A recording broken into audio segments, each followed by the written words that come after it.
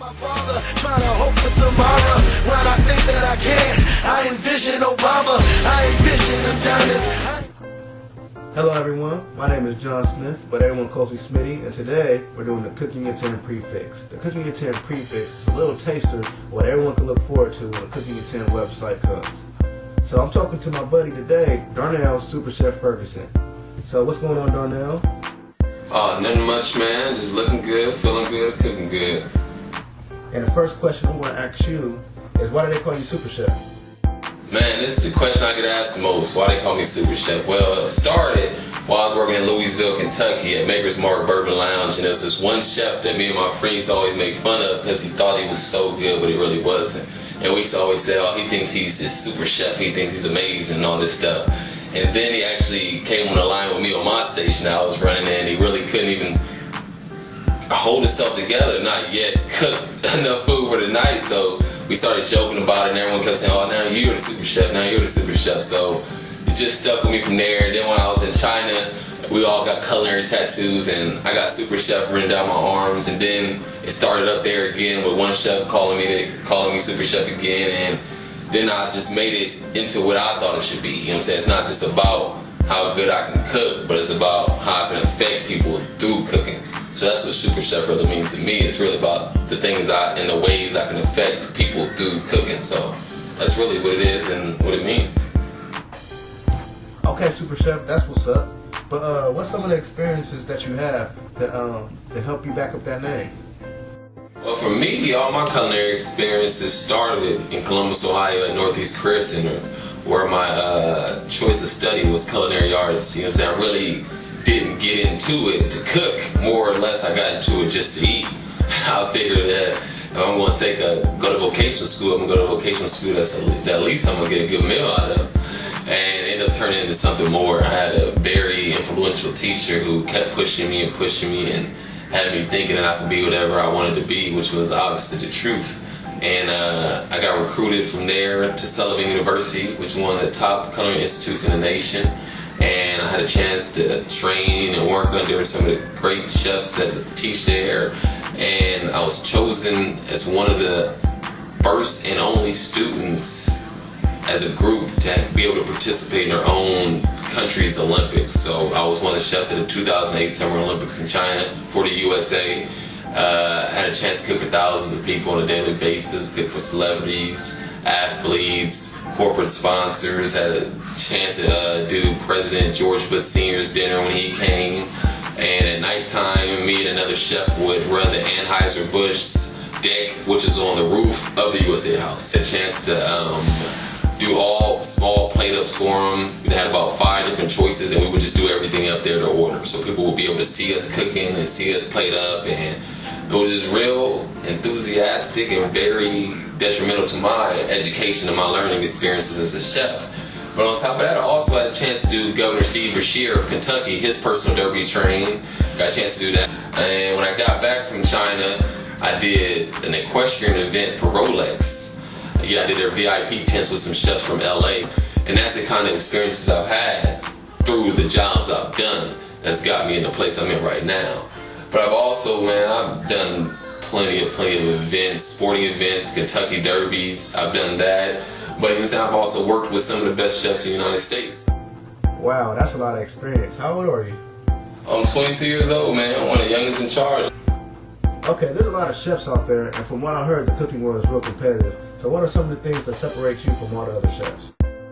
Yeah, man, the culinary world is real competitive, man, but I don't see myself competing with nobody. I feel like, you know what I'm saying, I'm in my own lane, I'm in the driver's seat, and I'm headed to where I'm supposed to be. You know what I'm saying? I don't worry about no one else but myself when it comes to cooking. I don't think about what the next man's doing, because whatever he's doing, I hope he's successful, but I'm just gonna work to be the best I can. And you know what I'm saying, my drive is what I think pushes me far and beyond any other chef out there. You know what I'm saying? For me to be 22 and working at 2 different restaurants, writing a book, starting my own website, you know what I'm saying, and then having my own business, private dining business beside it. I feel like my work ethic does that. You know what I'm saying? I don't stop cooking.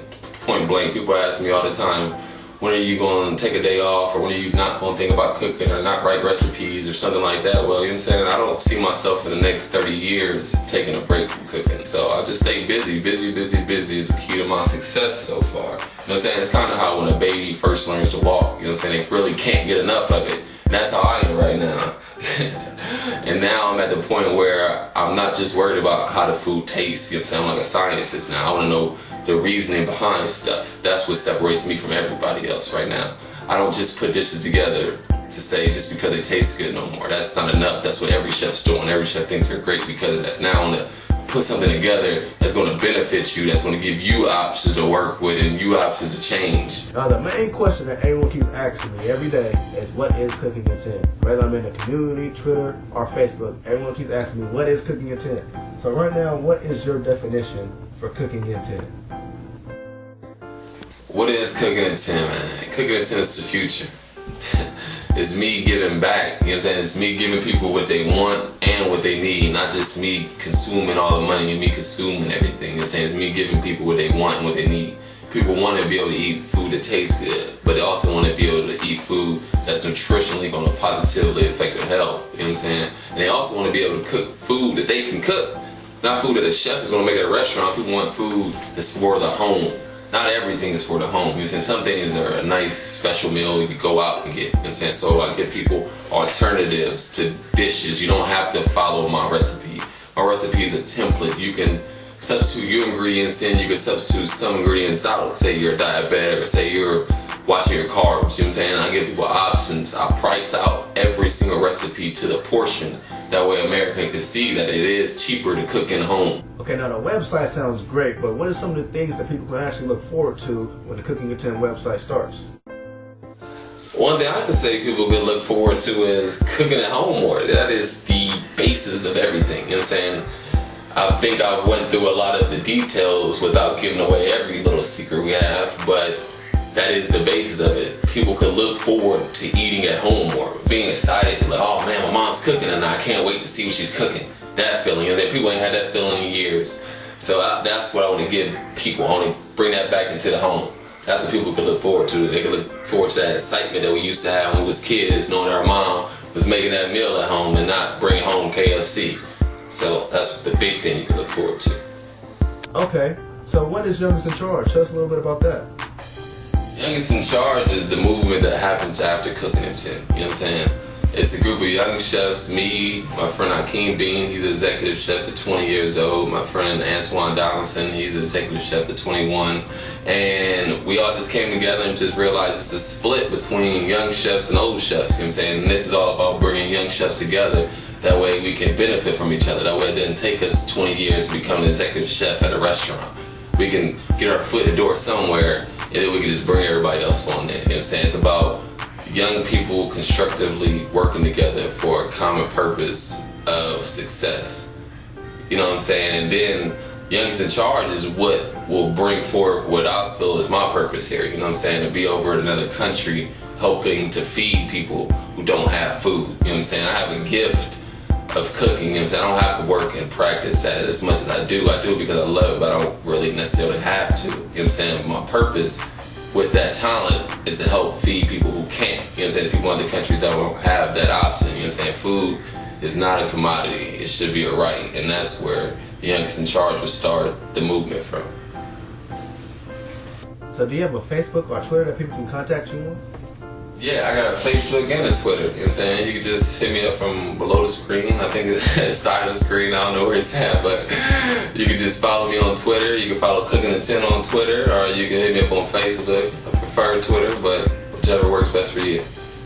You can check me out on Facebook and Twitter at these addresses right here. And thanks for tuning in to the Prefix. Thanks, Super Chef, for talking to us. No problem, man. It was all my pleasure. And next time you see us, it'll be on the cookingat10.com website. It may not mean nothing to y'all, but understand nothing was done for me, so I don't plan on stopping at all. I want this shit forever, mine, ever mine, ever mine. I'm shutting shit down in the mall and telling that girl she the one for me, and I ain't even planning the call. I want this shit forever, mine.